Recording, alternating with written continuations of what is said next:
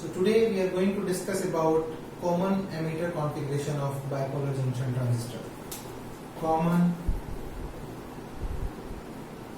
emitter configuration.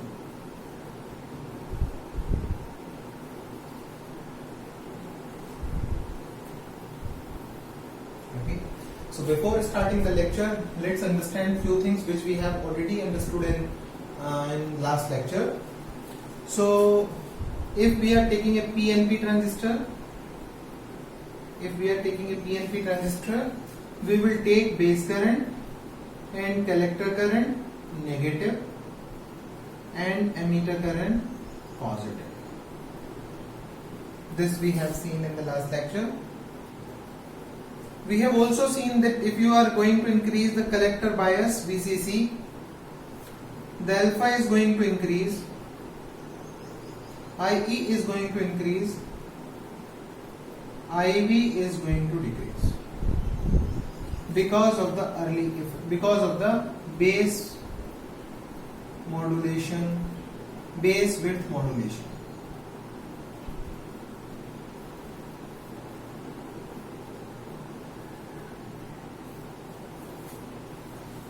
This we have seen.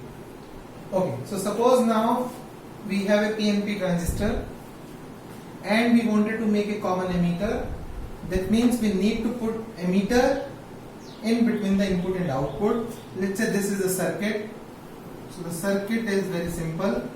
Let's say this is your base now. This is collector. This is emitter. And let's say this is P and P.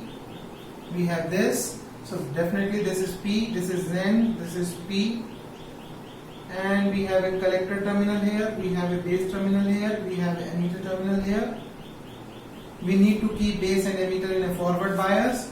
So to keep in a forward bias, we can use the battery like this. We need to use this collector base junction in a reverse bias. So for reverse bias, we need to make like this. So let's say this is your like this. You can use the collector base junction in a reverse bias. Okay. So here we can have VBE. Here we can have VCE. We are taking the voltages with respect to the emitter terminal. Okay. So now, first thing we need to draw is the input characteristics. Input characteristics. Input characteristics will be between input current and input voltage. So let's say the IB current is flowing like this.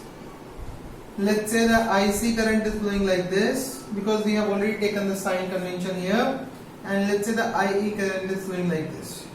So input characteristics will be in input current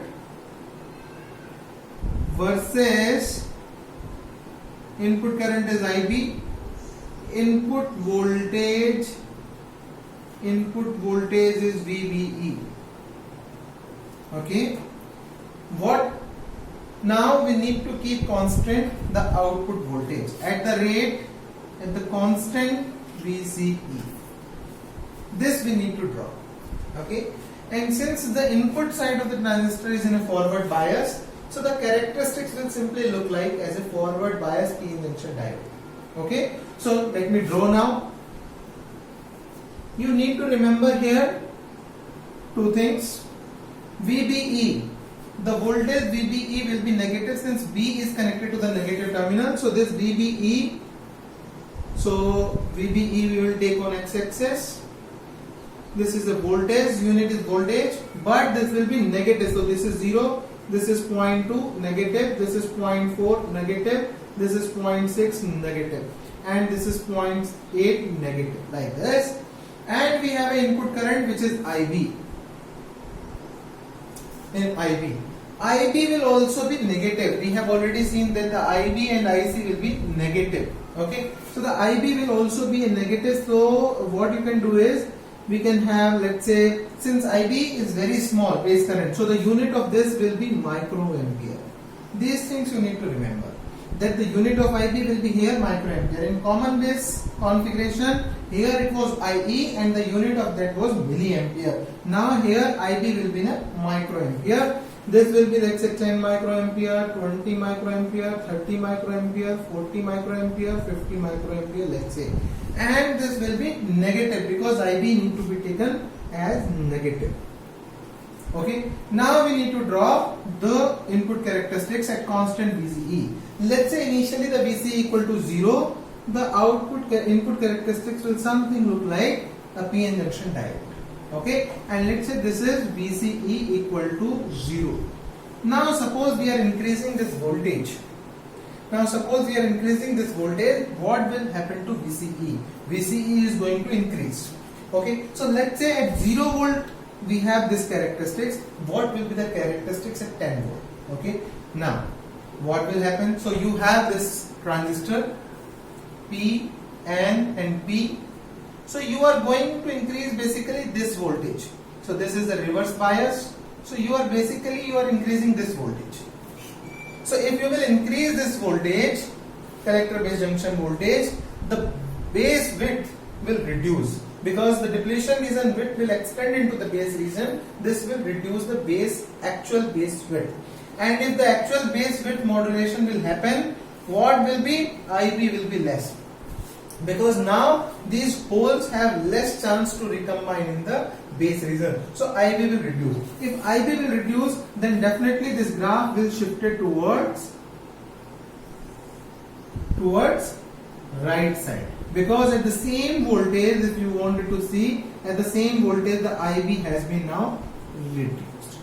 So this is the input characteristics of common emitter junction. Now let me show you the output characteristics of common emitter junction, common emitter configurations. Okay, so I will draw here only the, let's say, output characteristics. So output characteristics basically will be output current, that is IC, output voltage, that is VCE, at constant IB, at constant input current. This is very important. Now draw it. No problem, we can draw it. VCE will be negative or positive. So VCE, C is connected to the battery negative terminal. So VCE will be negative definitely. VCE in voltage and it will be negative. So 0. Let's say it's a 2 minus 2, it's a minus 4, it's a minus 6, it's a minus 8, it's a minus 10 volt, like this.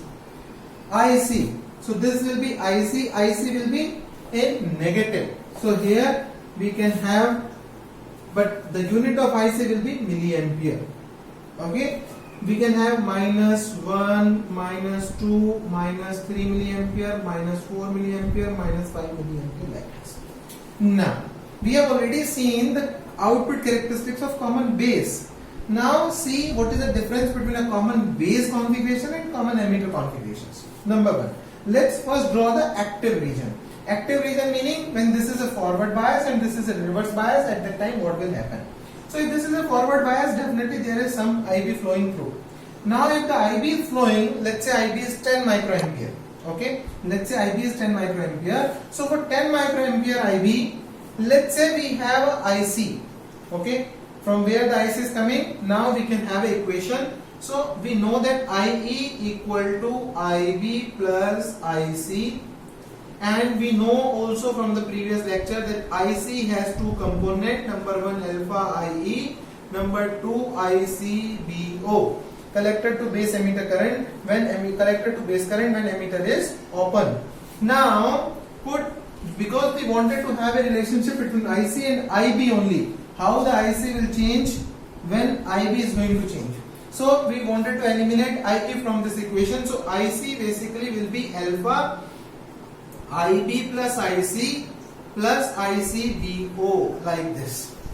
What will be the IC? IC will be equal to alpha IB divided by 1 minus alpha plus ICBO divided by 1 minus alpha. So this is the equation. So depending upon the value of IB, we'll be having the value of IC. Okay. So approximately if alpha is let's say 0.98, if alpha is let's say 0.98, so from this equation, the first term of this equation will give you a 0.98 divided by 1 minus 0.98, meaning something around 49.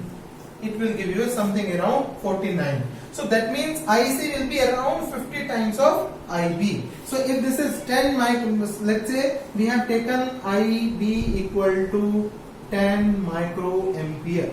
Let's say the input current is fixed at 10 microampere. Then the IC will be approximately 49 or 50 times higher than the IB, meaning IC will be somewhere around 500 microampere, meaning 0.5 milliampere. So that means the IC will be somewhere like this.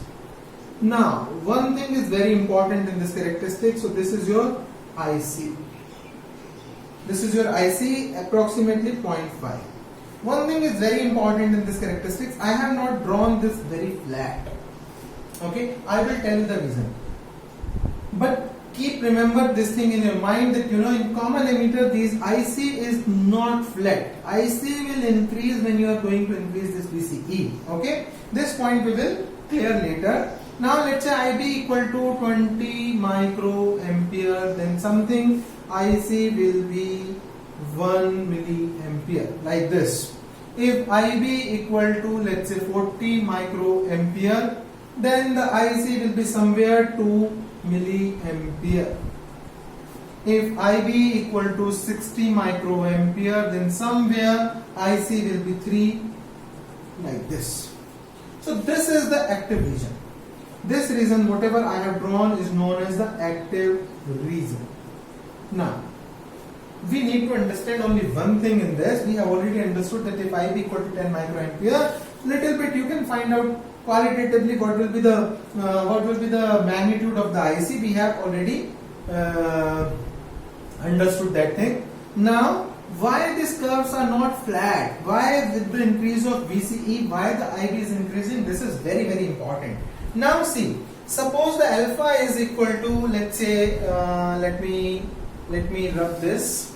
Okay, let's say what we have taken is, we know that when you are increasing this voltage, VCE voltage, when you will increase basically this collector voltage, alpha is going to increase. Okay, this we have already understood. Let's say alpha increases by only 0.5%, meaning let's say initially alpha is 0.98 and let's say it becomes 0.985 with the increase of this voltage. Okay, then you see this term alpha upon 1 minus alpha. So this will be somewhere 0.98 divided by 1 minus 0.98, meaning 49. And when this increases to 0.985, this will be 0.985 divided by 1 minus 0.985. This will somewhere come out to be 66. Meaning around 34% increase. Around 34%. By increase in only 0.5% in alpha, you can see here, by increase only 0.5% in alpha will lead to 34% increase in this term.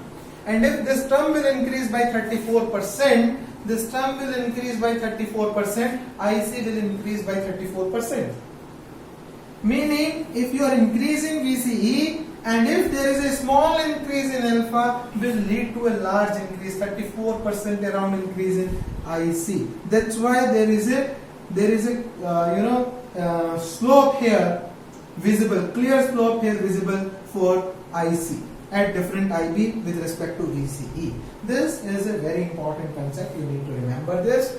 Okay, now let's come to the saturation region.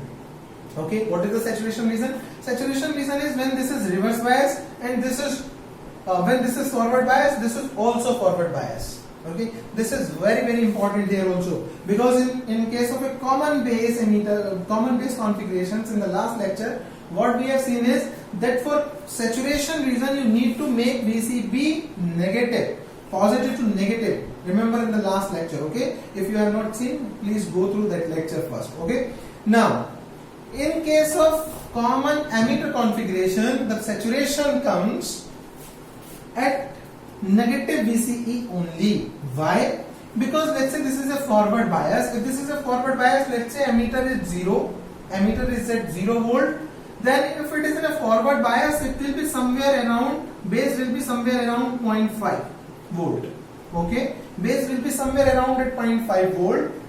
And if I wanted to make it this also forward bias, collector to base junction also forward bias, then N is connected to 0.5 volt. What volt should I apply at the P so that this will also become a forward bias?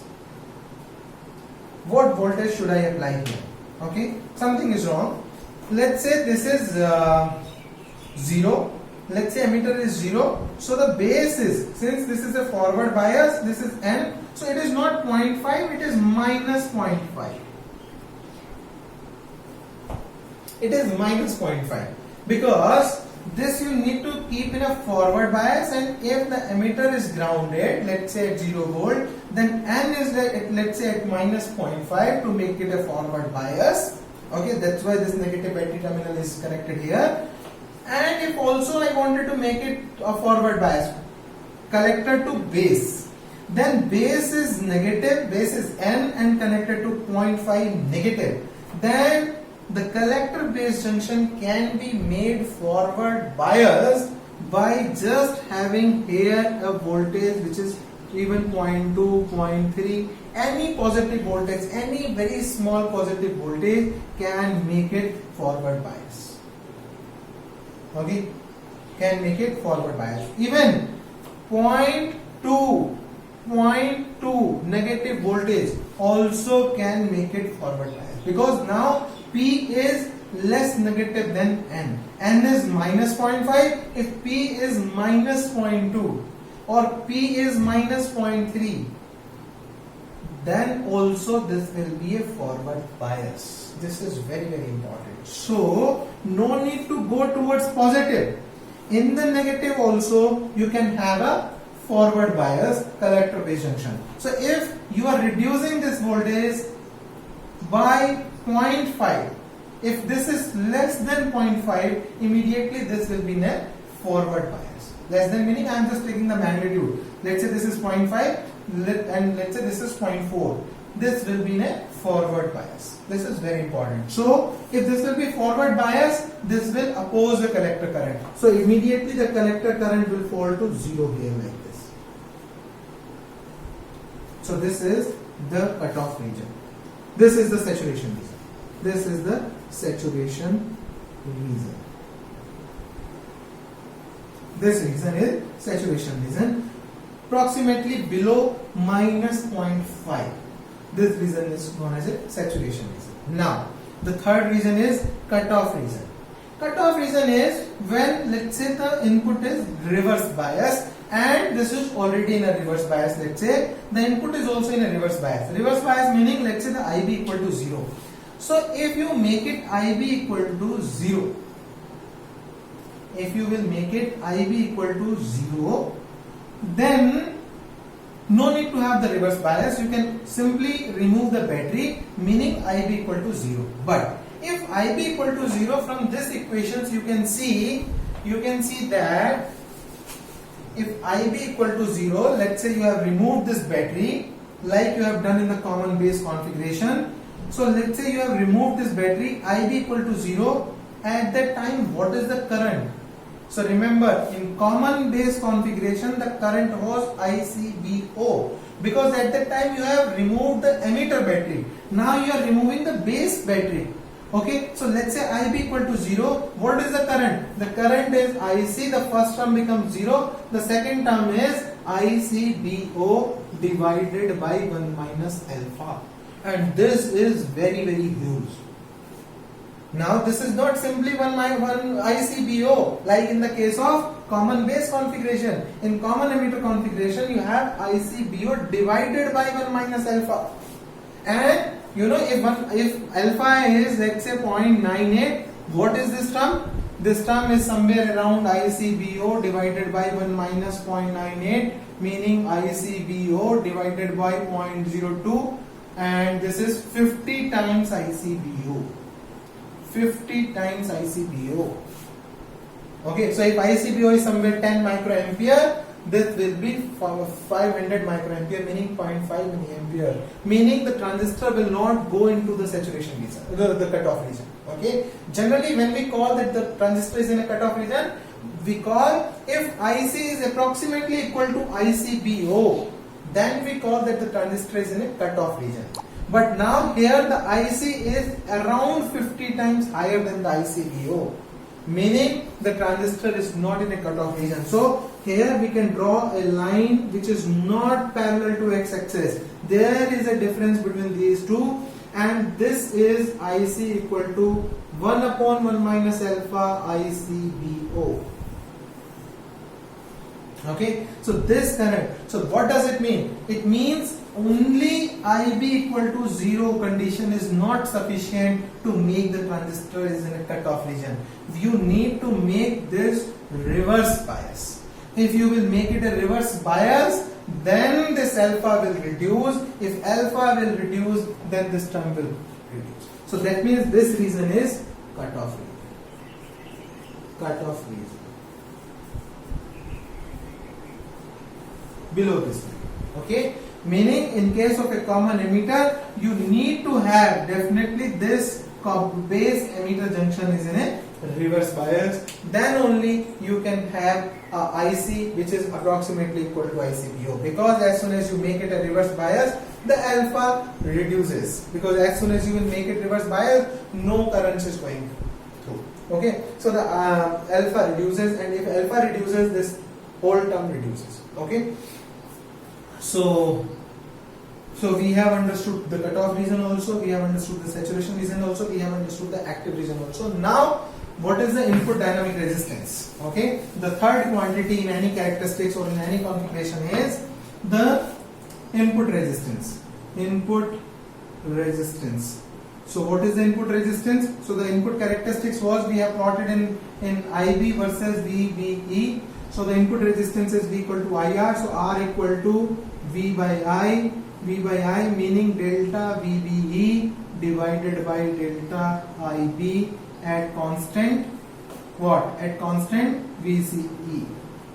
Okay, and this now input resistance Ri is large compared to common base configuration. Since here the unit of delta IB is in a microampere, there the unit of IE was in a milliampere. So the input resistance is somewhere large compared to common base configuration. What about the output resistance? R0. The output current is the output voltage is basically delta IC at constant input current IB. Okay, what is the current gain? Current gain. The fifth parameter is the current gain. Current gain is output current IC divided by input current, and this is also very large in common emitter configuration. Since now IC has a unit of milliampere, whereas the IB has a unit of microampere, so this quantity becomes very large. Okay, so after completing the common collector configuration also, then we will see which configuration is most commonly used in electronics. Okay, so thank you.